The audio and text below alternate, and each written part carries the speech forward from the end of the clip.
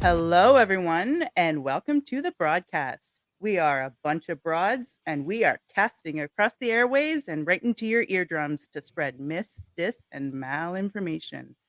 I'm Ash, also known as Fun Acceptable Views on X, formerly known as Twitter, and I'm joined by my lovely co-conspirators, Tammy, aka Unacceptable Canadian Girl, and Suze, aka Suze Creamy. Hello, ladies. Are you ready to give the fact checkers some work to do? Hell yeah. Fact checkers love us. Oh, yeah. All right. So today, our topic is the latest happenings in the freedom community in Canada, as well as the strange unfairness in the justice system. So the reason why I wanted to talk about this is because last weekend, my hubby and I had the great pleasure to attend a fundraiser put on by V4F, or Veterans for Freedom, which is an amazing non-governmental, non-profit organization that's set up by Canadian veterans who advocate for human rights. And it's also a community support network for veterans. And so it was like such a great event. And there were a couple of bands, and the main headliner was Tamara Leach, who is one of the organizers of the Freedom Convoy, which is the convoy that opposed the authoritarian mandates imposed by the Canadian federal government during the COVID pandemic, and specifically the vaccine mandates that the government was trying to impose on truckers after they had already been traveling back and forth across the Canada-US border for 2 years to keep our country's supply chain running smoothly. And Tamara came out. So Tamara got arrested. And when she came out on stage, she was wearing like a prison jumpsuit. And like, it was just such Awesome. an amazing thing to do. Yeah. Totally And jealous there. yeah, it was, and they were an awesome band, her and her husband. It was fantastic. And so the fundraiser that was being put on was to help raise money for the legal fees of two gentlemen who were a part of the Freedom Convoy. Chaba Vizzi, who's a trucker who was actually very, very brutally beaten by the RCMP officers after the Emergencies Act was invoked. Like, he was on Tucker Carlson a couple times, Fox News, and they would put that video of him being just kneed in the body repeatedly by police officers, and just brutally winding up with their knees, and he didn't even, like, he came out of his truck. He said, I'm the owner of this truck. He was being very peaceful, and they brutally beat him. Wow. For basically no reason. I still can't believe that happened here. Right? And not just that one. Like, there was multiple people beaten like that, and there is multiple videos of people being beaten by our own police forces. Yeah, and being trampled by horses too. Let's not forget. Yes. Yes. Good old Stompy. Yeah. Yeah, and also like at that point, a lot of the police officers didn't have badges or numbers, so we couldn't even tell, like, we couldn't identify who they were. That's right. And then the other person who we were raising funds for was Harold Jonker, who's also a trucker, and he owns Jonker Trucking. He's the father of 13 kids, and he was a captain during the truckers convoy. And he was charged with absolutely ludicrous offenses. So I thought now would be a perfect time to delve into this topic, because we just went to that fundraiser, and also because we've had some interesting developments in the legal side of things that we want to get into. So I'm sure that most of our listeners are aware of the trucker convoy at this point. But just in case there are some who are not aware, welcome. And probably sorry for all of the misinformation that we're going to spread to you. But of course, that's what we do here. That's what we do. But I will just give like a quick rundown. Basically, the truckers were told that as of January 15th, 2022, all truckers needed to be vaccinated in order to keep the supply chain going and continue delivering goods across the Canada-US border. So they were being mandated to do something that they'd already been doing without issue, or at least with the use of negative COVID testing for 2 years. And now the rules were suddenly changing without good reason, especially because at that point, we were into the Omicron wave, which was way less virulent than the other strains before it. So why bring the hammer down now? Mhm. And by the way, the We know truckers had a vaccination rate of 85 to 90%. So they just disagreed with the principle that some within their numbers were now being coerced into taking a therapeutic that they hadn't needed up to this point, because they could have just presented a negative COVID test. So Or just useless. Let's just yeah. throw it out there. yeah, and so like a lot of the truckers were vaccinated, but they're like, hell no, we're not letting some of our own get shit on for this. So the truckers put their foot down and organized a huge convoy that came from all directions across Canada to protest the mandates, and arrived at Parliament Hill in Ottawa, Ontario, the nation's capital, on July 29th, 2022. And something that I read, and I didn't even know this, but the convoy actually measured 100 kilometers long when it rolled into Ottawa. Which is So crazy. yeah, Wait, just what so was impressive. July 29th? January. Did I say July? Yeah. Oops, no, January I would prefer 29th. it to be July. I'm just I saying. was like, 'cause there was snow. it There was was fucking snow. freezing. I thought I was gonna lose my toes while I was there. I'm not like no joke. No joke. Ashley was in the hot tub. That's why. So I was It standing felt in like line. July. I was standing in line waiting for my freedom pancakes, and my toes were in so much pain. And I remember there was some random person behind me, and I said to one of my friends, and I'm like, at what point do I need to worry that my toes are frostbitten? And the Yeah. guy behind me overhears me, and he goes, are your toes hurting right now? I'm like, yeah. He's like, then you're fine. When you can't feel them anymore, then you're fucked. And There you go. okay. So here I am the whole time waiting, like, for me to lose feeling in my toes. Yeah, it was friggin' freezing, Which and it had was rained the awesome. night before, right? So it was like a lot of our stuff was like wet from the Like, night soaking before, wet and and stuff, then yeah. and then it was like a flash freeze the But next it was day. like crazy to see the amount of people that were out there freezing their asses off for that cause. Like that's what made it even that much more unbelievable and I know. beautiful, because And everybody was especially, willing like to be out there in that cold. a lot of people couldn't go into public buildings at that point to warm up even. Like we couldn't use public restrooms. We couldn't go Mhm. into a restaurant because I think I did we find weren't vaccinated. I think it was Burger King. They let me be there. I So may have those rebels. Thank you, Burger King. like I was Yeah. gonna buy something, or maybe I did. I don't know. Maybe I bought a drink. I can't remember. But like there was other places like they had the washrooms like blocked off. Like they wouldn't let you use the washroom. Yeah, I know. So, yes, and see, people, we fact check here. It was January 29th, not July. Not July. We just wish it was July. And so, yeah, it was like obviously a very controversial protest, and many people who supported it were labeled as racist, misogynist bigots with unacceptable views. And some of us have taken that and quite like that name now, by the way. But Yeah, I'm into it. but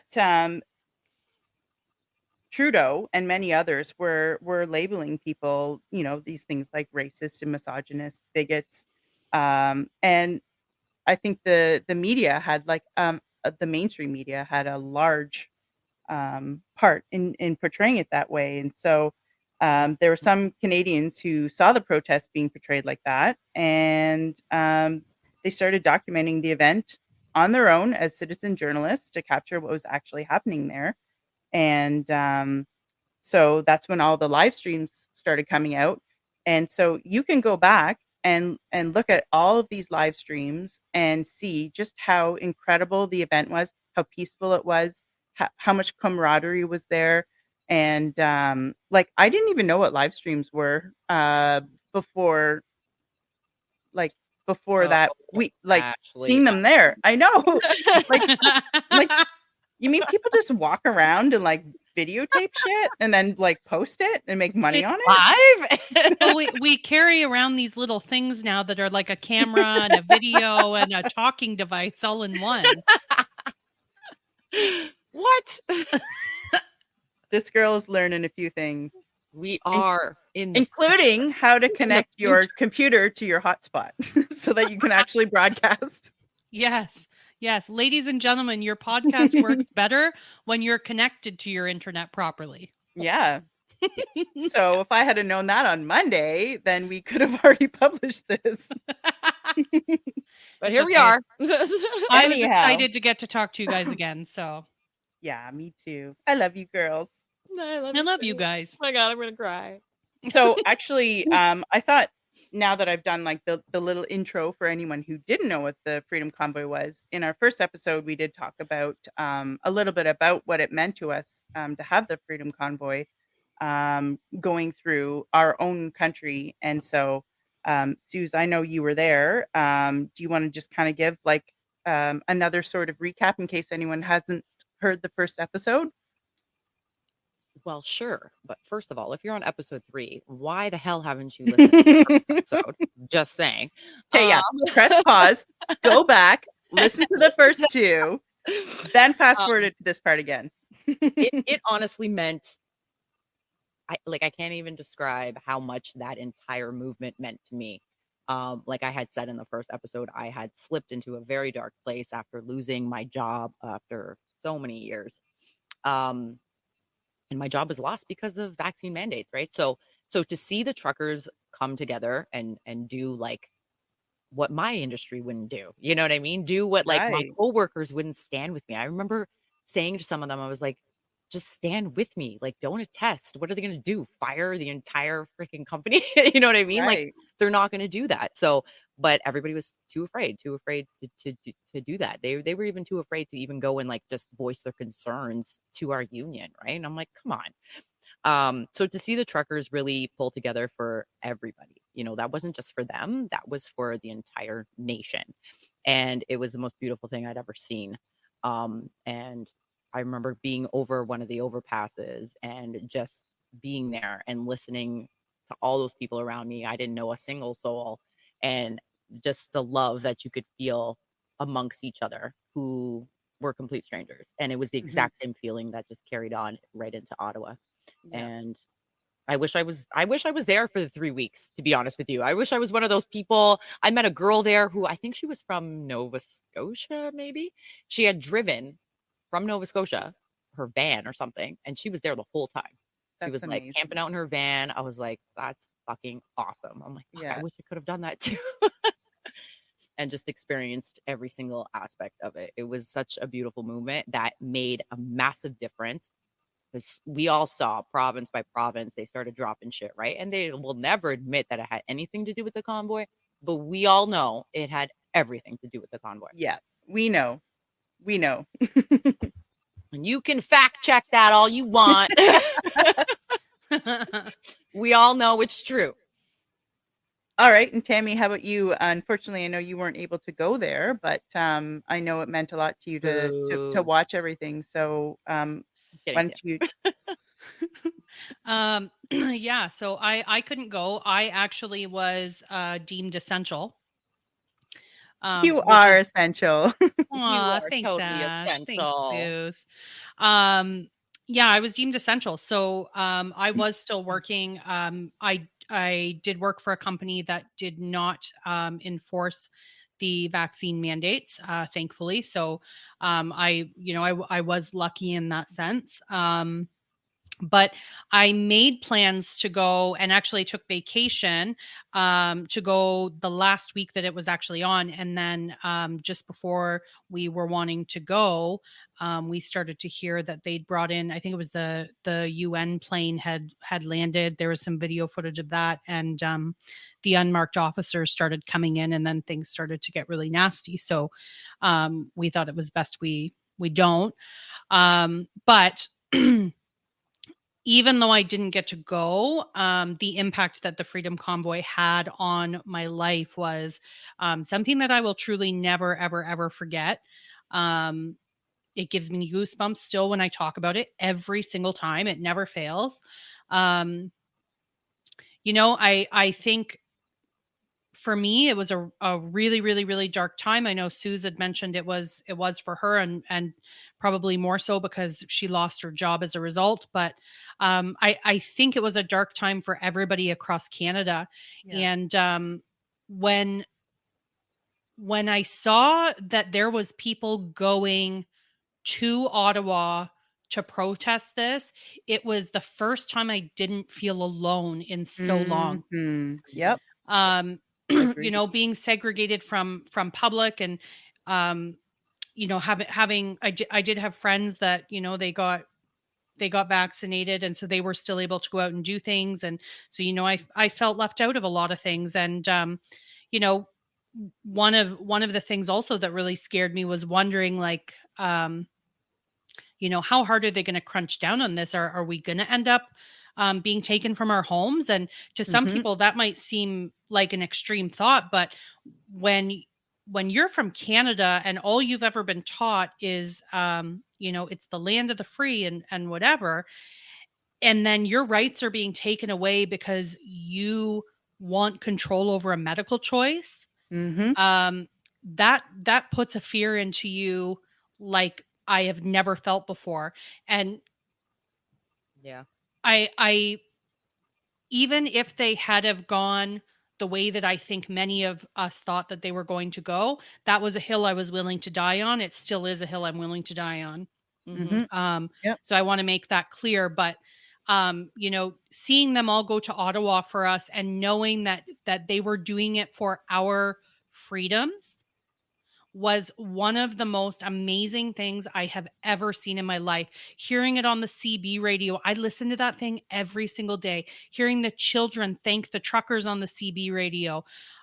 It just was something that I will never forget. And I'm so glad I was alive to, even though I didn't get to actually go, but to be alive in that time and get to experience the unity that came from that, the love that came from that. Unity. It was unreal. And, even during that, we were still doing protests in my city. So while the Freedom Convoy was on, I was still going to protests here, and being able to hug people and talk to people. And it didn't matter who the person was, because you were all there for the same thing.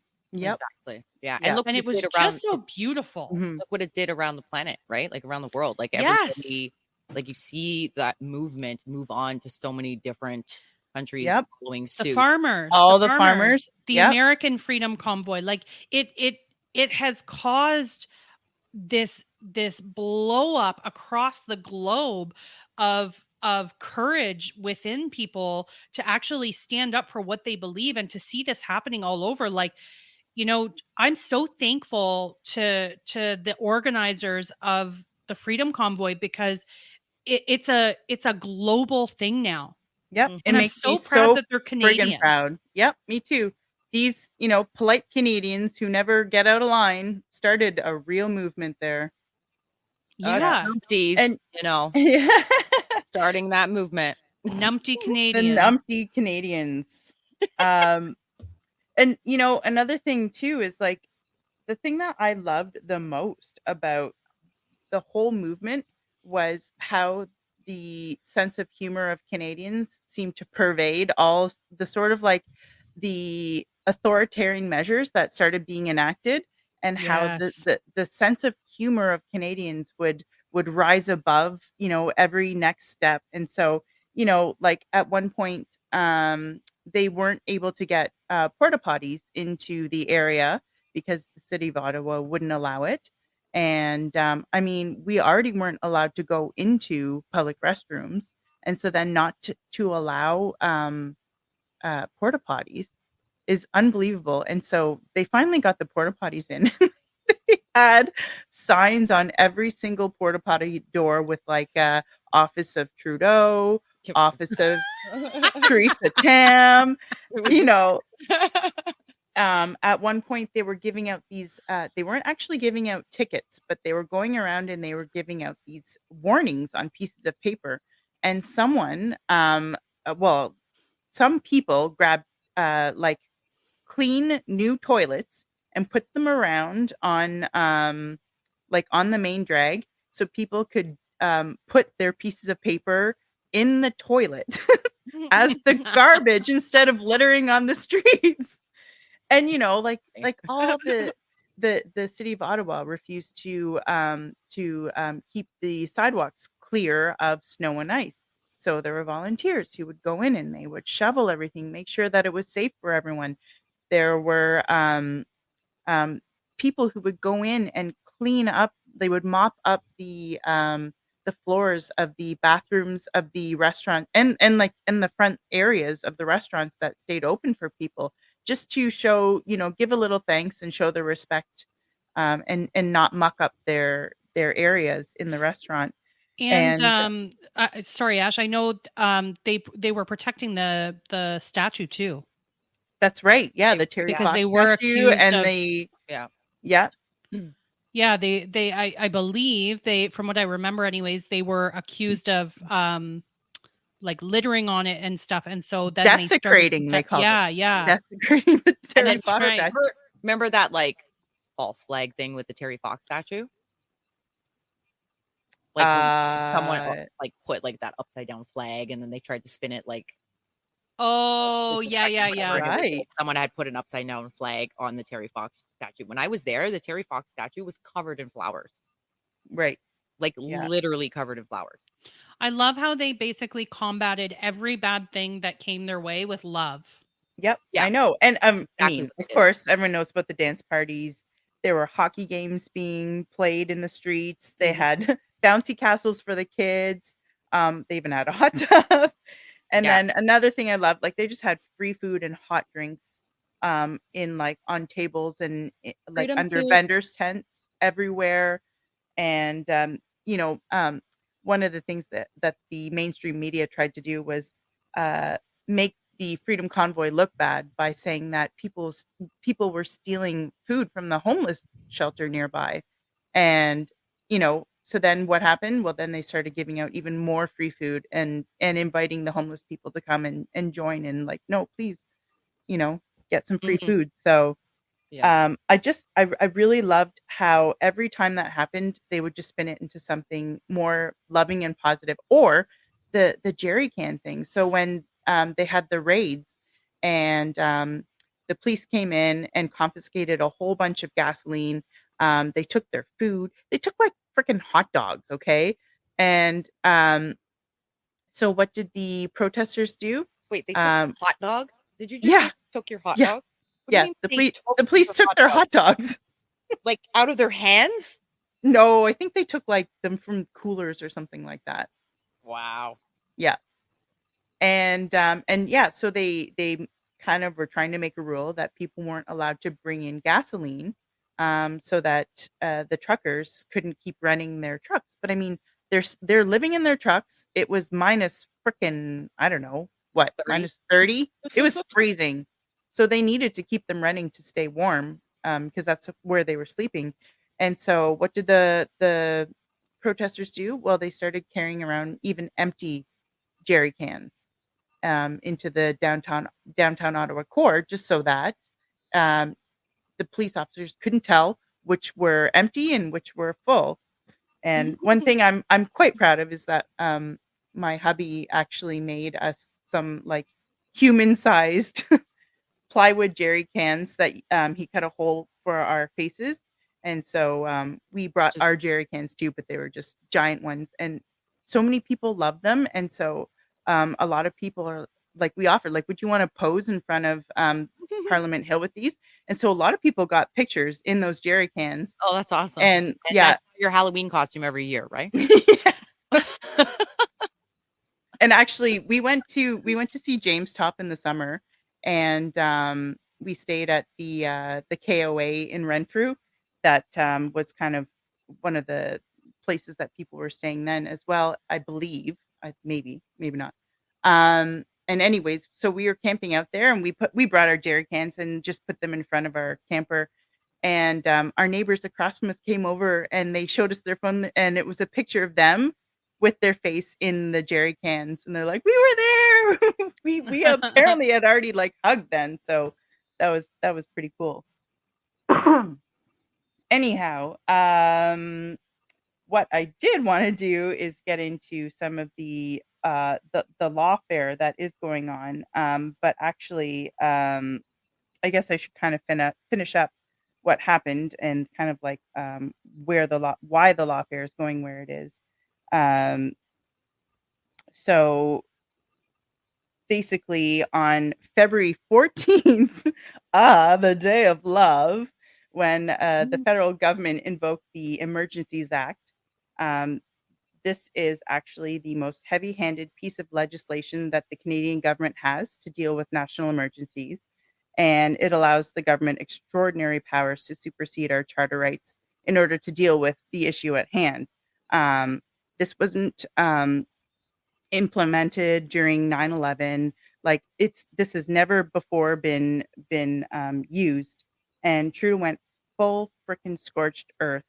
Even though the truckers were already in negotiations with the police and the city of Ottawa at the time, but Trudeau wanted the last word, and so he invoked the Emergencies Act, and it resulted in many protesters being beaten in the streets and arrested, as well as the freezing of people's bank accounts, even for donating small amounts like $10 or $50. It resulted in the cancellation of insurance and the seizure of property of some of the participants. Like just freaking scorched earth for hot tubs and bouncy castles. And actually, a lot of the people who were arrested, they were not charged, and then they were taken in cop cars and driven out of the area. So they arrested, and then they were driven out of the area, and then dropped off in the middle of nowhere in this freaking freezing weather, and just dropped off somewhere without even access to phones or public buildings around, just to make it look like they were doing something, I guess, and getting people out of the area. And then the ones that had charges laid against them were charged with nothing more, for the most part, nothing more than obstruction and or mischief. So basically, they were charged with Bart Simpsonism, like just being annoying nuisances with nothing violent whatsoever. Like for something that the Emergencies Act was invoked for, none of the charges were for violence. It was all just for mischief and obstruction. And Trudeau went fucking scorched earth on them. So that's the 10,000 foot overview. And so now I would like to delve just a little bit into some of the cases that are going on. And I guess maybe I should put the little disclaimer in here that we are not offering legal advice whatsoever. Please contact your own legal counsel for any questions you may have with regards to these issues. I identify as a lawyer. There you go. There we go. Do you also need a litter box in your office? Are you a furry lawyer? I am not, but what is happening right now? I am a lawyer, a biologist, because I know what a woman is. So, okay, so the big news that's kind of happened recently is that on January 23rd, 2024, not July, January, the federal government's use of the Emergencies Act to shut down the Freedom Convoy was deemed unconstitutional. So I'm actually, like, I was poking around and I found a pretty good kind of description of this by a really great account I like on X called Police on Guard for Thee. So I'm just going to actually read it out word for word because I like how they kind of cover it. So they say, "It is with great enthusiasm that we share the most recent federal court decision dated January 23rd, 2024 on the Liberal government's use of the Emergencies Act as a means of ending the 2022 Freedom Convoy in Ottawa. Federal Court Justice Richard Mosley succinctly states, I've concluded that the decision to issue the proclamation of the Emergencies Act does not bear the hallmarks of reasonableness, justification, transparency, and intelligibility, and was not justified.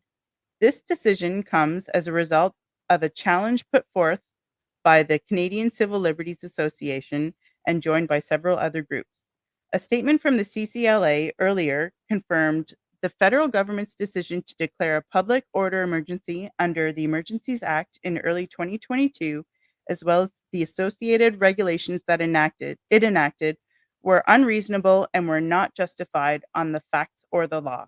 The regulations violated the charter right to freedom of expression and the right to be secure against unreasonable search or seizure.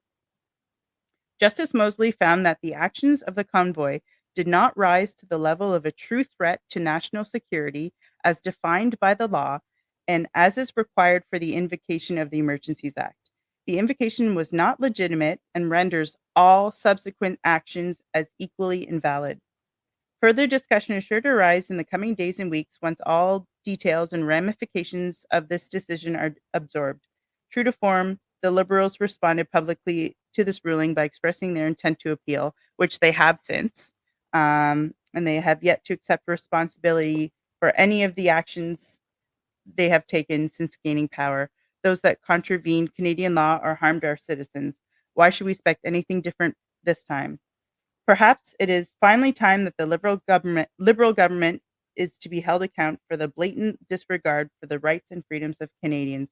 We applaud the CCLA and collaborators, their legal teams and supporters for their excellent work and determination. There's much more to be done to restore the glory of our country, but today has restored the hope of many. Okay, and then the Liberal government actually did appeal the decision, and It's a shocker. yeah, of course they did. Mm-hmm. You know, not like Trudeau or his government's ever gonna admit, like, you know what? Oh, maybe we were wrong. No. Narcissists don't admit when they're wrong. That is correct. Never. They never do. Yeah. Either do crooked crooks. They will just continue to gaslight you till the end of time. That's right. And actually, we've seen that time and time again with Trudeau, actually. Mm-hmm. There is kind of something hopeful in the, even though they're appealing, and actually, like, I'm not sure what to think of it because I know that the Supreme Court is like highly stacked with Liberal judges. So, I mean, that really sucks. But of course, they're appointed. They're not elected. So of course, the deck would be stacked in the Liberals' favor.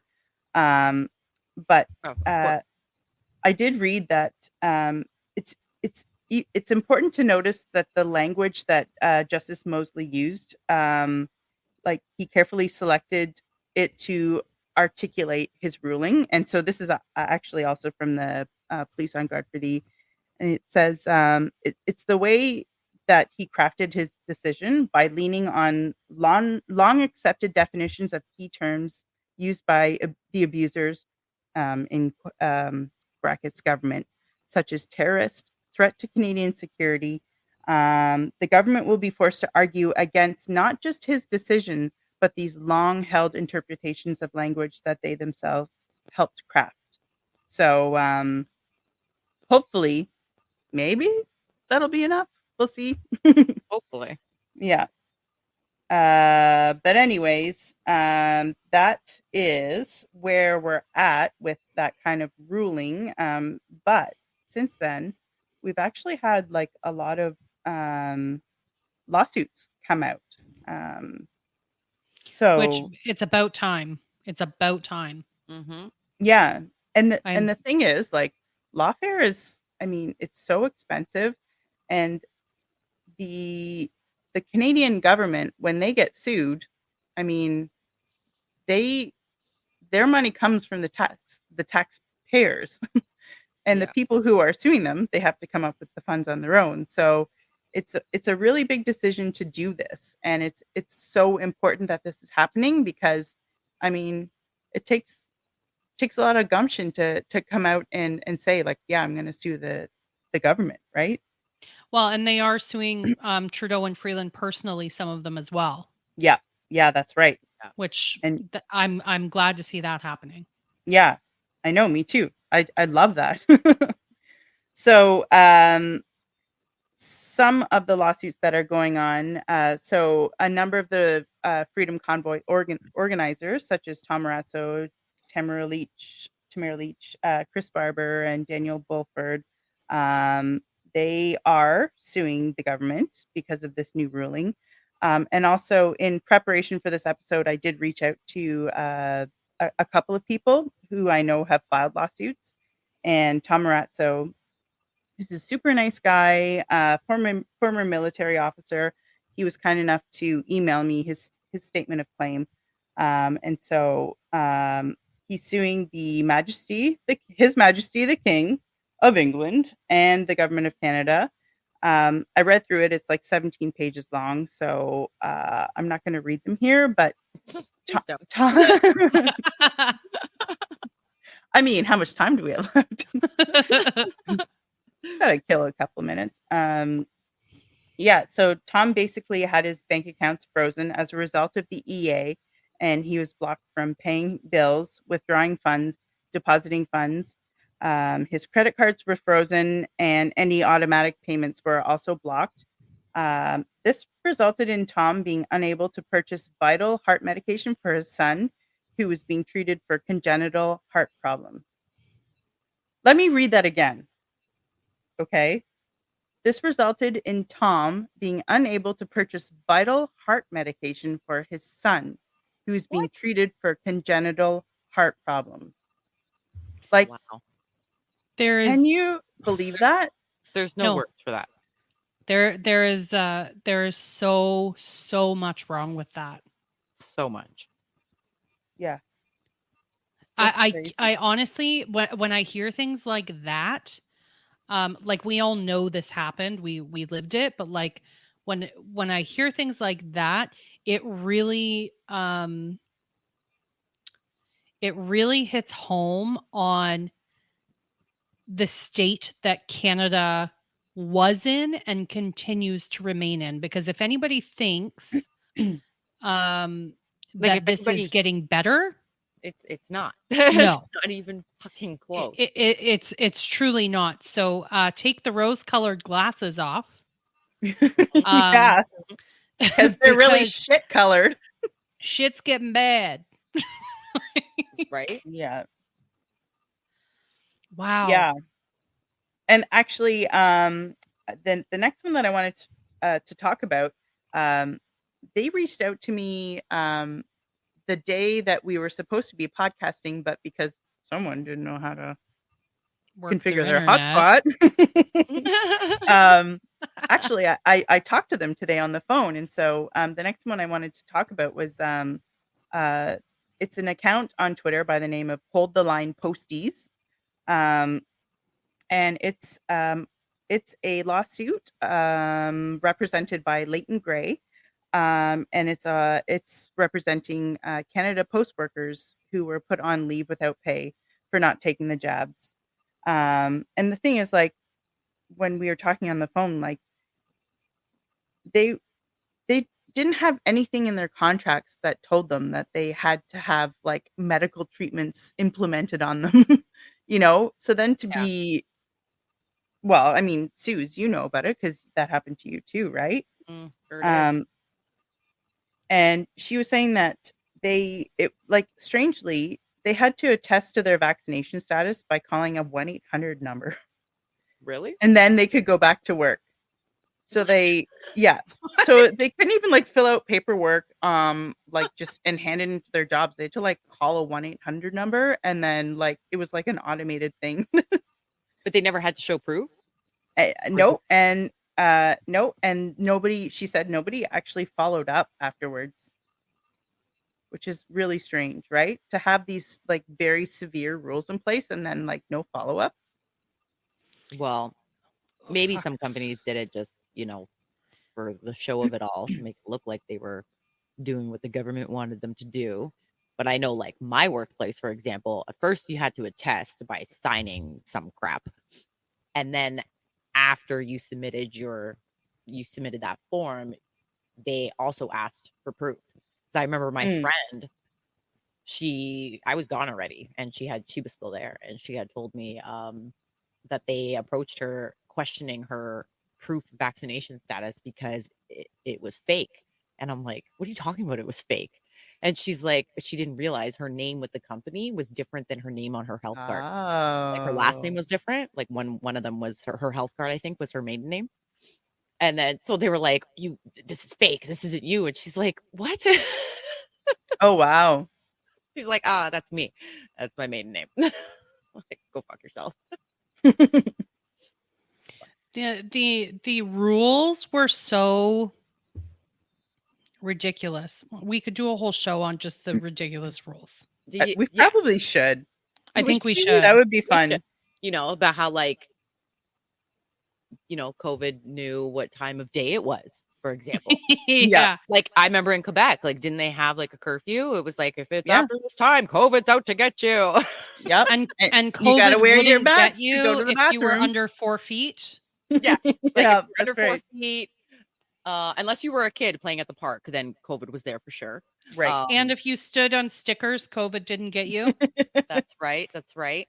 And when you walked into a restaurant, if you were walking, COVID was going to get you. Oh yeah, it was coming for you, but it doesn't get you in the bathroom. Oh, you, and you can poop without COVID. So on a plane, if you were sitting, you had to wear a mask, or else COVID was going to get you. But not if you were eating peanuts. Yes, if you were eating peanuts or drinking something, COVID was not going to get you. Anyway, it's actually funny that you mentioned about the pooping, Tammy, because they mentioned the whole thing about fecal blooms, like, oh, it's in the fecal blooms. Oh, like, yeah. Barf. I don't want to know about fecal blooms. Thank you very much. Oh my God. Oh, anyways, I guess we'll have to do an episode on that. So, sorry, hold the line posties for talking about fecal blooms in the middle of your lawsuit that we're discussing. But anyways, that's how she goes. So right now, they're actually they're going to be in court next week, March 4th to 6th, because Canada Post has put forth a motion to strike because they're saying that this is a union issue, not a Canada Post issue. Excuse me? Excuse me. Also, can you just touch on, because I think this is important, but who's helping represent Canada Post? Oh, actually, okay. So David Lametti, who what did he used to be? What kind of minister? Minister of ridiculousness? Yes. Yeah, that sounds like about a good right. title. Yeah, in the federal government. He actually, so he stepped down from the Minister of Ridiculousness, and he truly was the Minister of Justice and Attorney General of Canada. Well, thank you. We please I just sorted there too, so I apologize. We need that to be the official title, though. Yes, you can continue to call him the Minister of Ridiculousness. I just wanted to set the record straight for anybody that was actually wondering. Well, we got to keep our fact checkers guessing, right? That's right. So anyways, he actually stepped down as the Minister of Justice and Ridiculousness, and now he's been hired by the same law firm that is representing Canada Post. He's actually not on the case. He's doing more, I think, like Indigenous rights claims or whatever. But even still, the fact that he's at the same law firm that's now representing Canada Post in mandates that he helped to kind of, like implement. Yeah, it's sketch. Yeah. These people, like, they're all in bed together. Yeah. So they're going to be in court March 4th to 6th. That's next week. And they do have a Zoom link. So we will be tagging them in our promo post for this. And you guys can go to their page and find out how you can watch the Zoom proceedings, because they really want a good presence there, just so that the judge knows that they're being watched. Yeah. Okay, so the next one that I want to talk about is Tammy. You actually kind of touched on this. I did. This is the Calgary law firm that's representing 20 clients for the unconstitutional use of the EA, and they're personally suing Trudeau, Chrystia Freeland, David Lametti. Hey, what do you know? The lawyer that I was just talking about, the Minister of Ridiculousness, Marco Mendocino, Bill Blair, the Attorney General of Canada, all the Canadian banks, the Canadian Anti-Hate Network, the RCMP, as well as Brenda Lucky personally, the Ottawa Police Services, and Steve Bell personally, and then a bunch of other people who I actually didn't recognize, so I'm not going to mention their names, but like, I love that they're being sued personally and not just, as the Canadian government. I'm just going to stop you for a second. We just lost Suze. Uh-oh. She has just texted me. She's lost power. So she's Oh, asked us no. to keep going. Suze. And I think she's going to try to come back if the power comes back on. Shoot. Yeah, I think they're getting quite a storm there. All of Ontario pretty much today. I don't know. We're having some pretty strong winds today. The storm yesterday was terrible. Yeah, so hopefully she'll be able to get back. I'm going to keep in contact her here with her on my cell phone, and okay. Hopefully she'll be able to come back.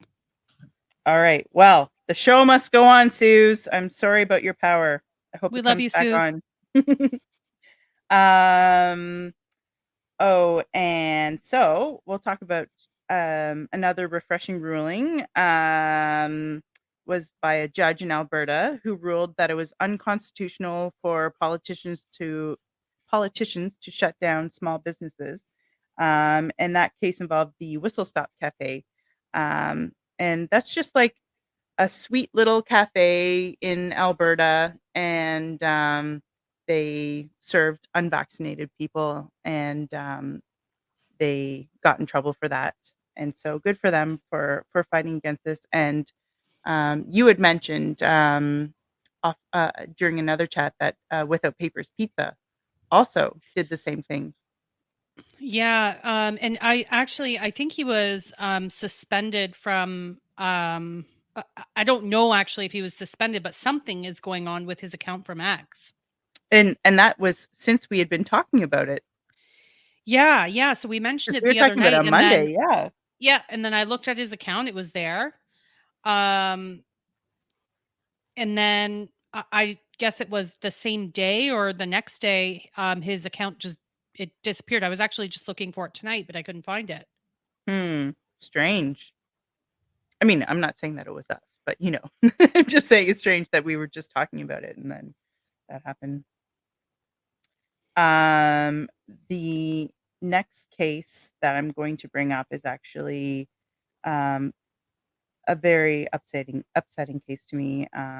It's Dan Hartman's case, and this is an utterly tragic case.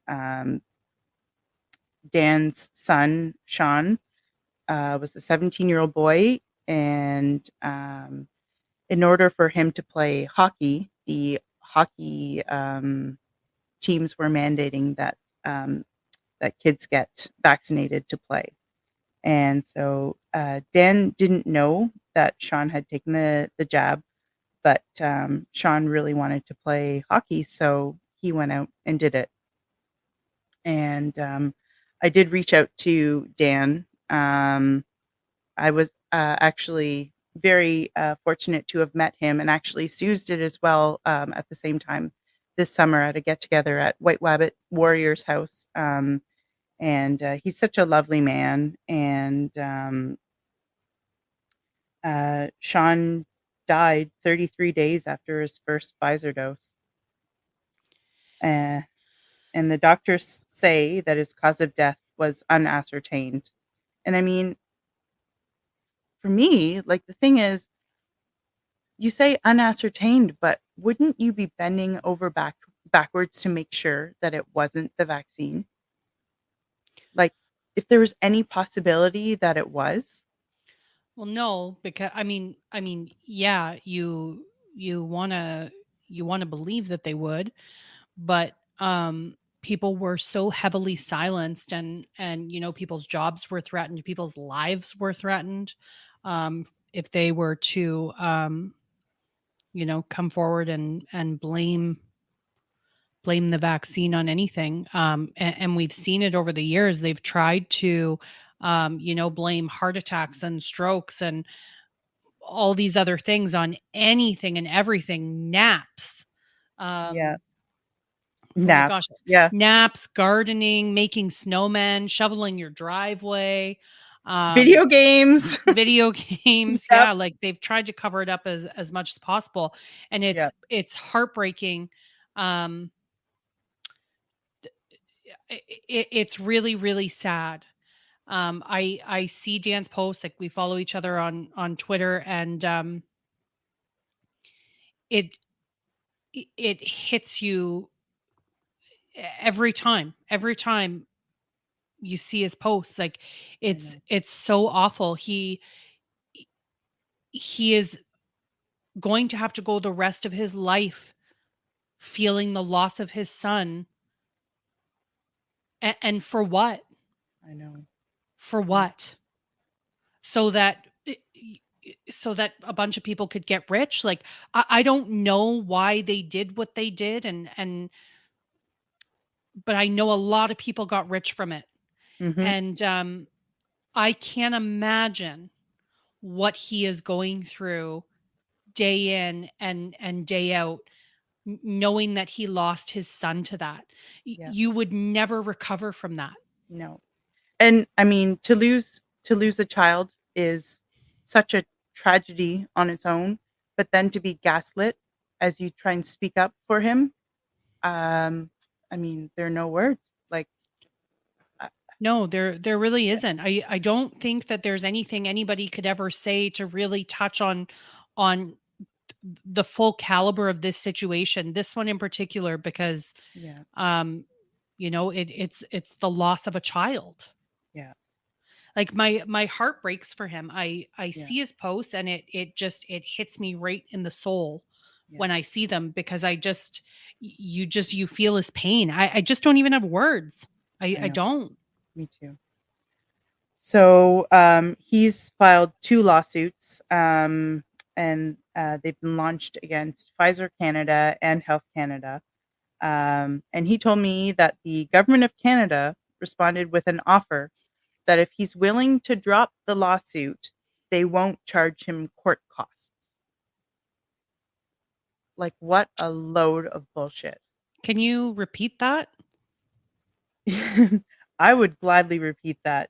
He told me that the government of Canada responded with an offer that if he's willing to drop the lawsuit, they won't charge him court costs.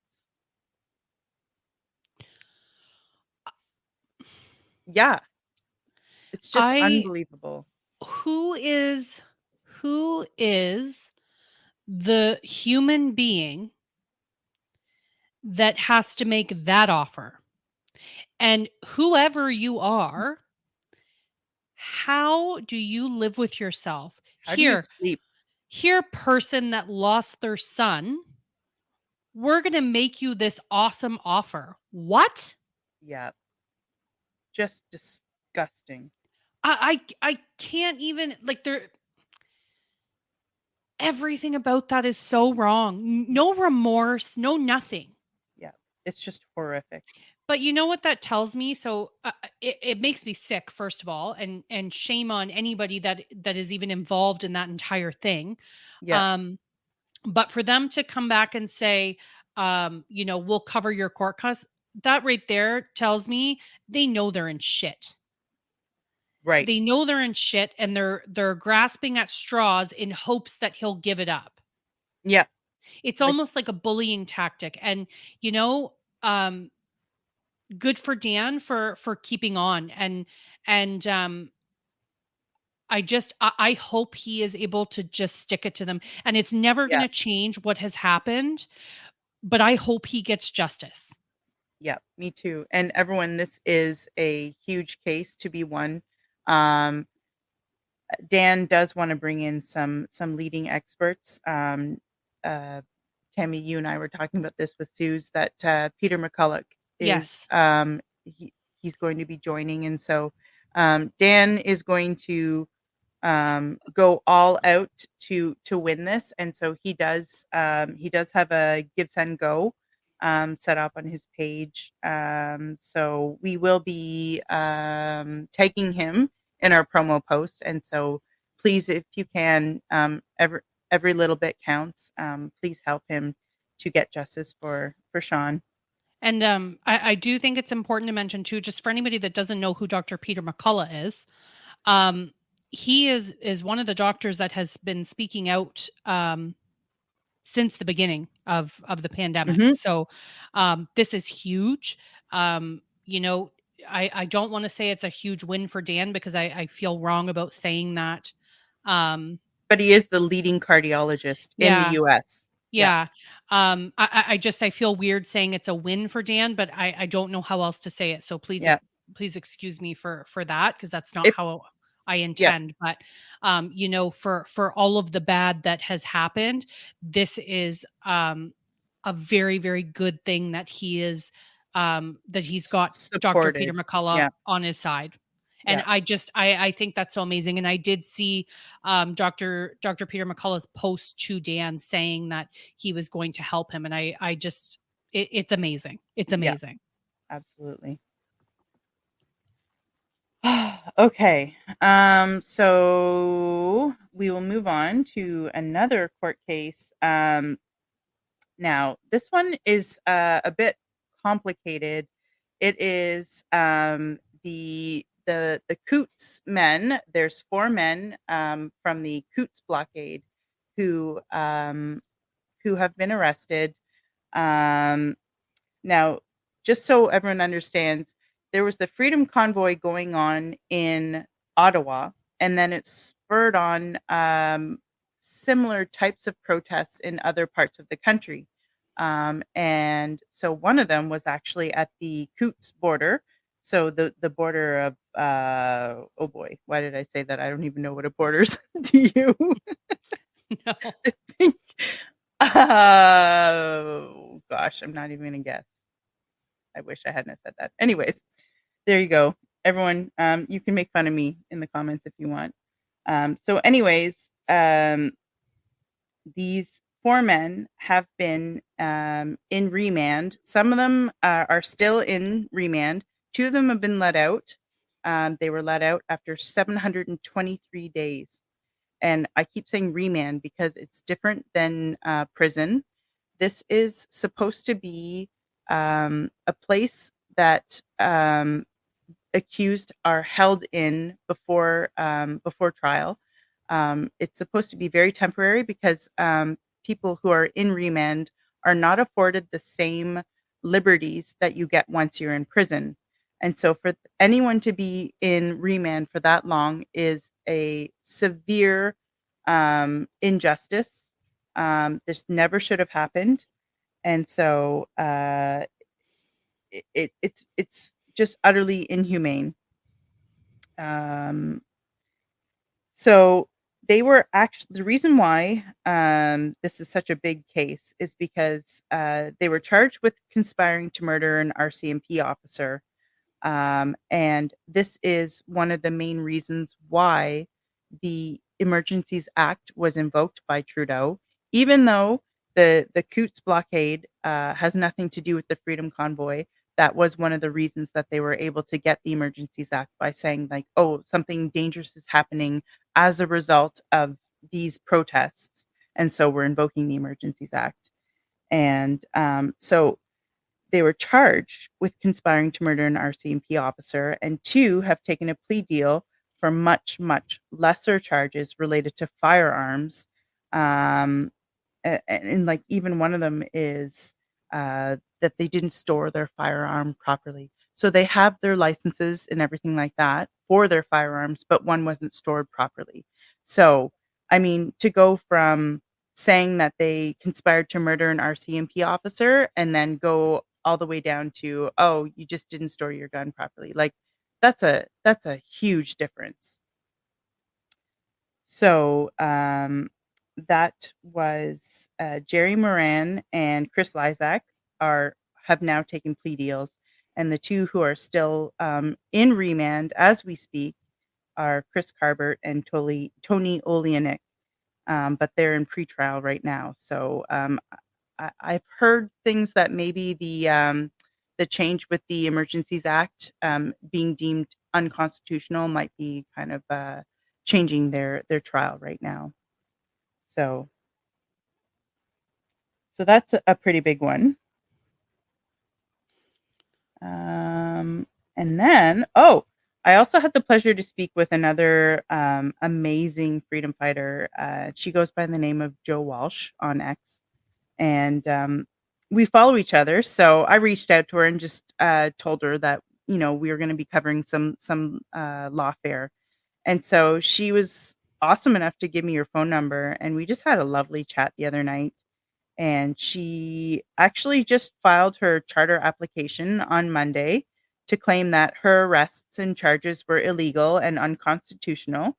And she said that many of her claims are similar to those of Tom Marazzo's. So her bank accounts were frozen and whatnot. And basically, she's following a similar sort of route as Tom was for her statement of claims. But she was stressing to me just how crucial her case was because um, there are people who pled guilty to the same charges before her, and so now they have they have a guilty plea on record, and now the EA has been deemed unconstitutional. So if she wins, it could mean that it's possible that they might be able to open up a lawsuit and sue for the unjust actions that have taken place. She stressed to me that she doesn't want to get a penny out of this. She's suing for $1 million, and if she wins, she's going to use that money to help those who pled guilty before her to start to file a new lawsuit. Which is amazing. Yeah, I just love that. I love that so much. Oh, and get this. So one of her stipulations for when she was arrested and charged, she was banned from entering the red zone in Ottawa. And the red zone is basically near Parliament Hill where the protests were taking place.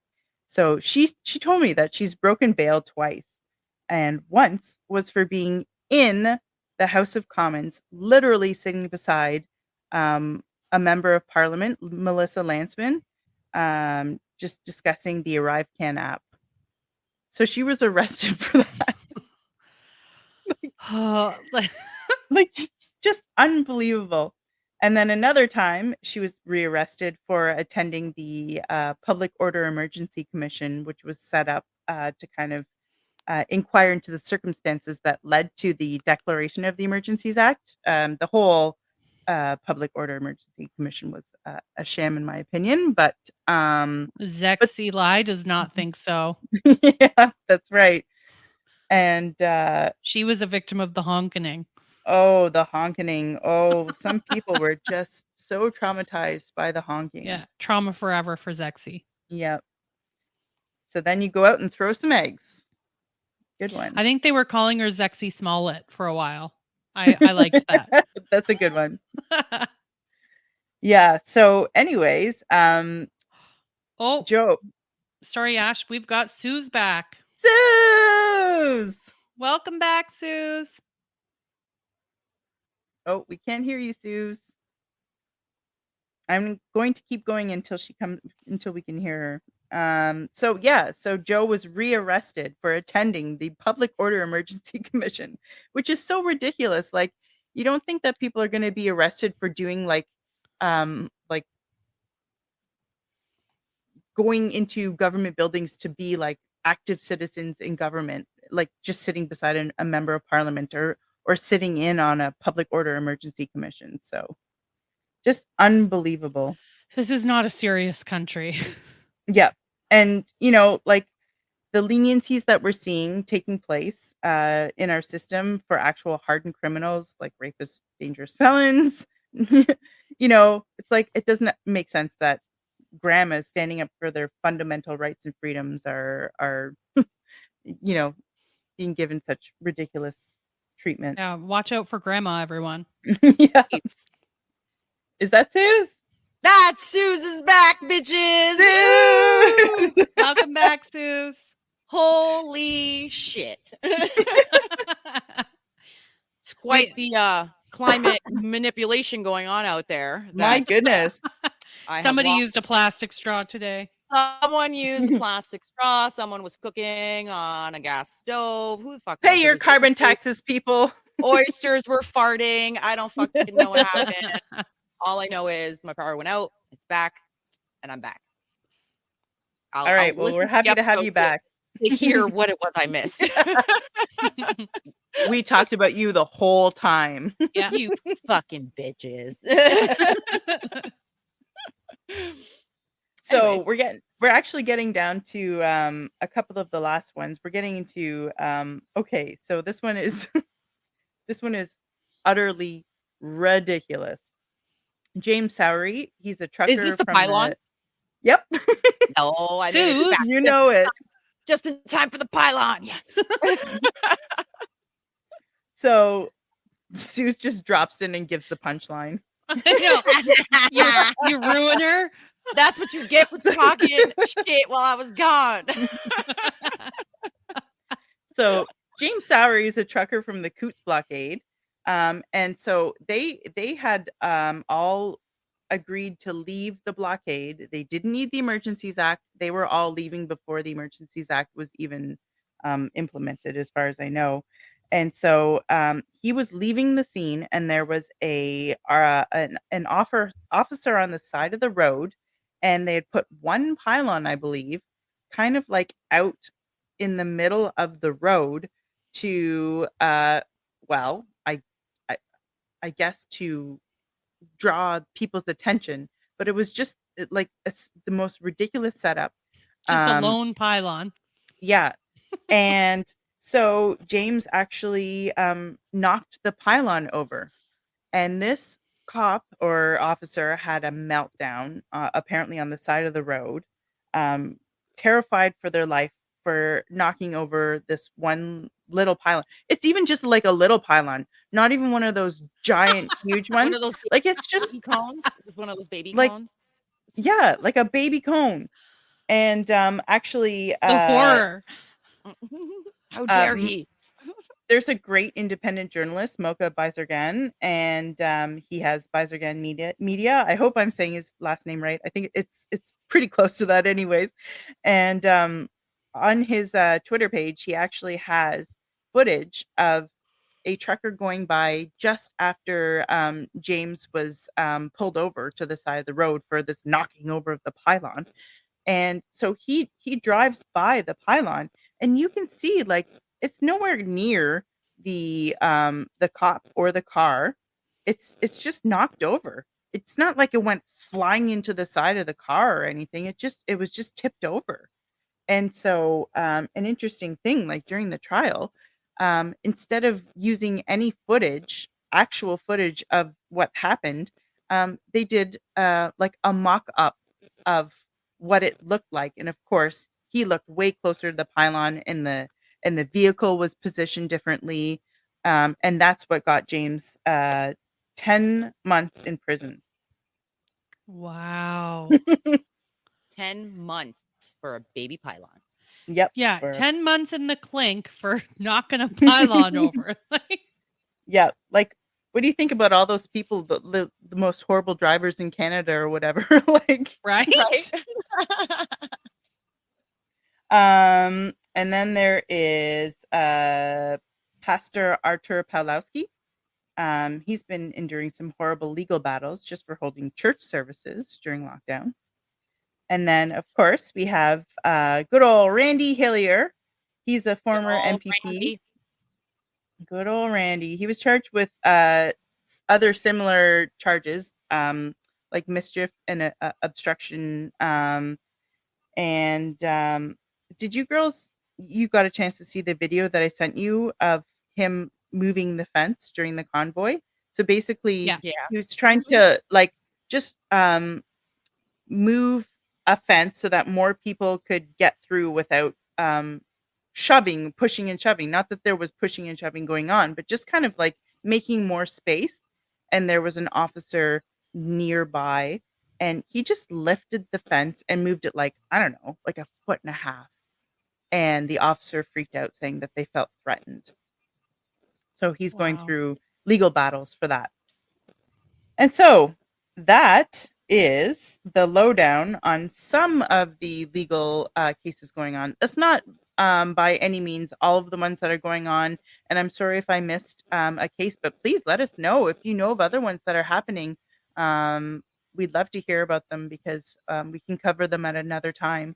And what I kind of wanted to do, just with the couple minutes we have left, is just to just talk about like how ridiculous it is that these people who are just fighting for their fundamental rights and freedoms are um, are being thrown the book for like mischief, for obstruction. Yeah, they're spending actual time in jail for this stuff. Yeah, and And then Tammy, I know that you you did quite a deep dive on the Pickton the Pickton Farms thing, and we're not going to get into that today, but just like to kind of contrast, like this Robert Pickton, he's coming up for day parole in I think actually maybe he can get that now. Yeah, I think he's can get it already now, yeah. eligible. Yeah, and so And then I don't know if I you want to think he might give be like a coming- very sorry, go ahead. I think you had mentioned he's up for like full parole in like 2027 or something like that. Yeah, that's right. Yeah. Mhm. Yeah. So Tammy, And do he's you a want to fucking just kind of give a very, very brief idea of what this type of person is like compared to, say, like the awesome people that we've been talking about? Yeah. So, for those of you who don't know who Robert Pickton is, Robert Pickton was a pig farmer in, and I hope I'm saying this right because I'm not from BC, but Port Coquitlam. Um, so he inherited a pig farm with his brother and sister from their parents, and kind of what was also going on during that time is from 1978 to about 2002, there was about 66 or more women that went missing from the Vancouver area, more specifically the downtown east side. And the women were mainly sex workers. And so it was given over to the RCMP and the VPD, or Vancouver Police Department, and they really did nothing with it.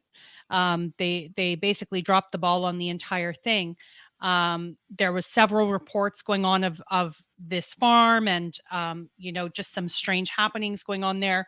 And even in 1997, there was a woman named hopefully I have her name right, but Wendy Lynn Eistetter.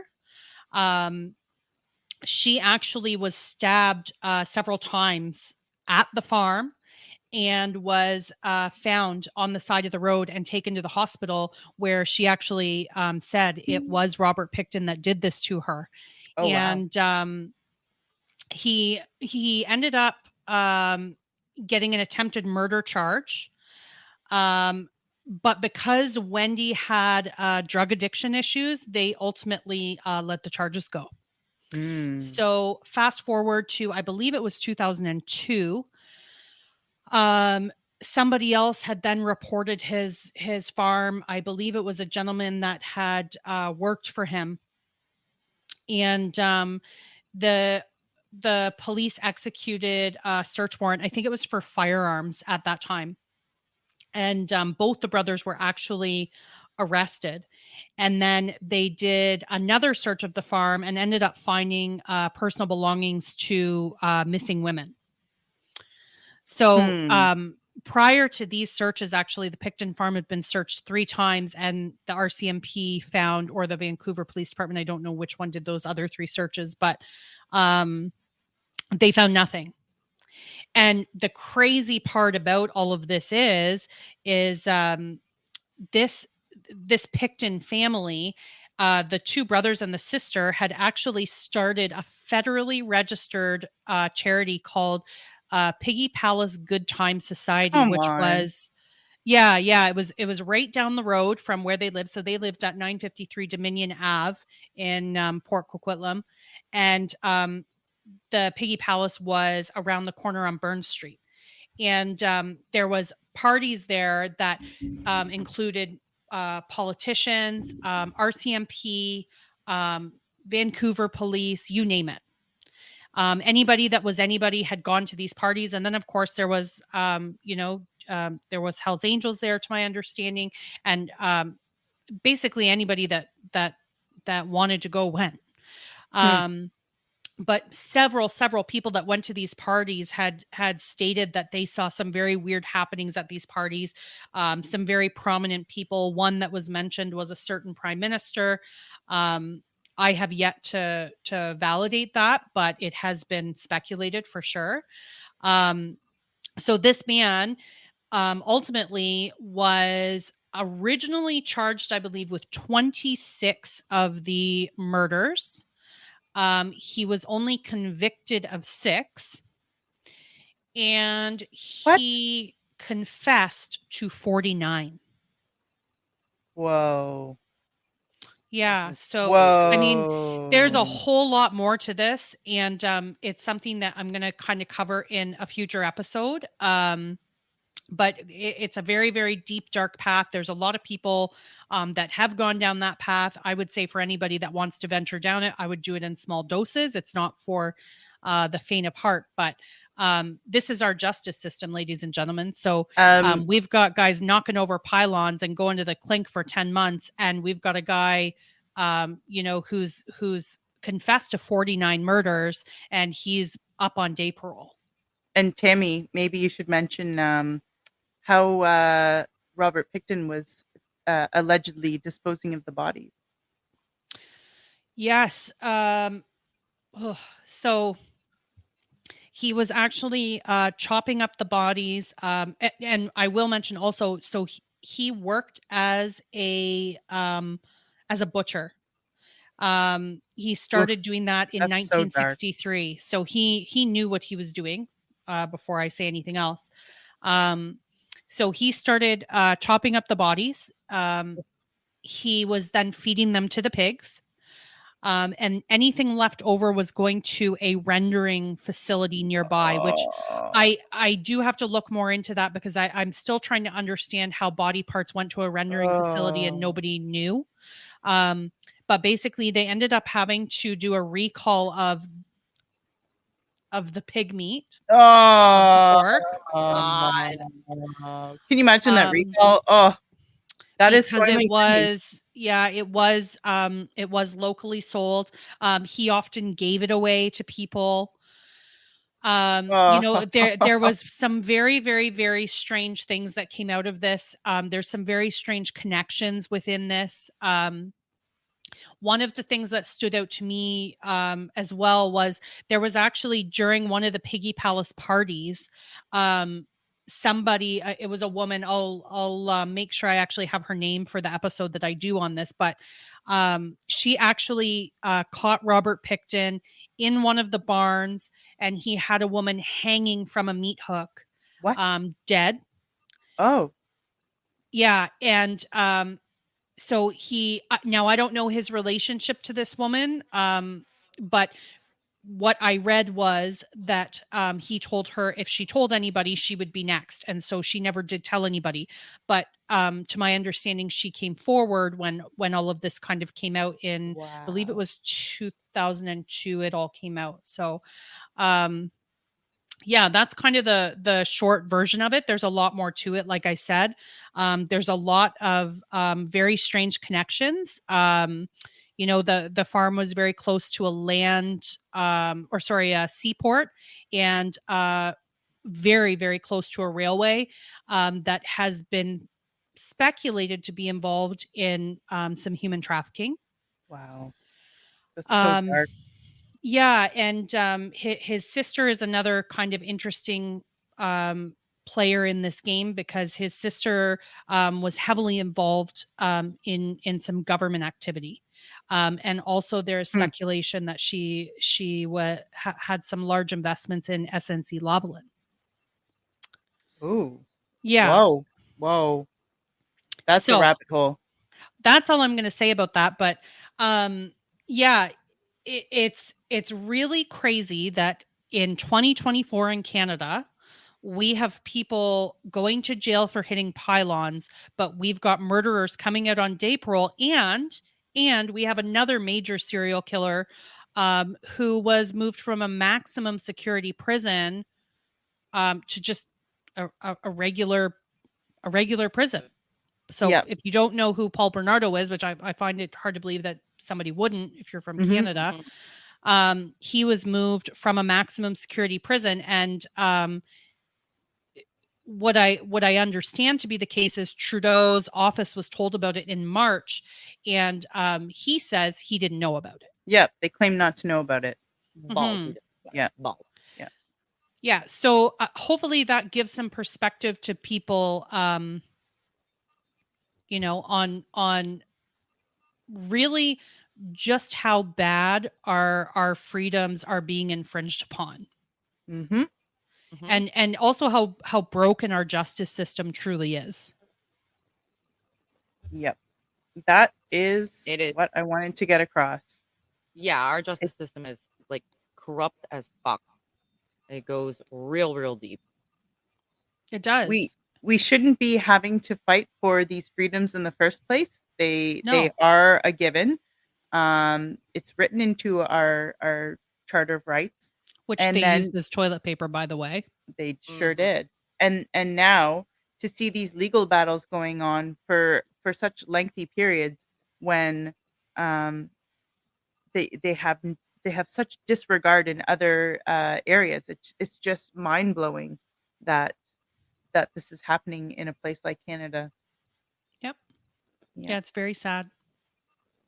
All right. Well, I guess we're getting up to the kind of a good time to end. Sue, since you're back, we're so happy you're back. Yeah.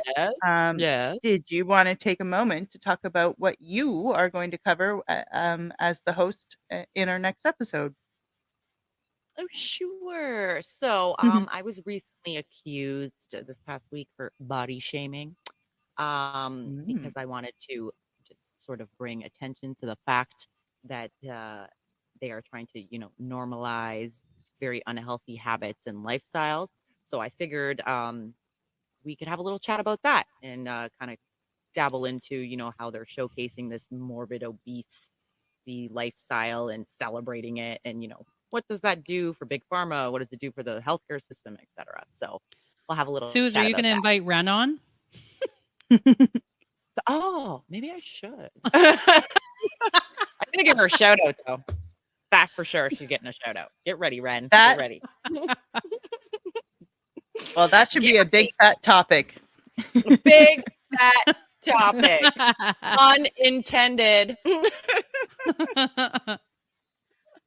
All right. Well, I think that's probably a good place to close it then. Ladies, this has been quite the pleasure again. I always love spreading dis, and malinformation with you. And to our listeners out there, thanks so much for listening. We really appreciate it. So I guess that is it for this episode, and we will see you all again soon. Bye everyone. Bye, everyone.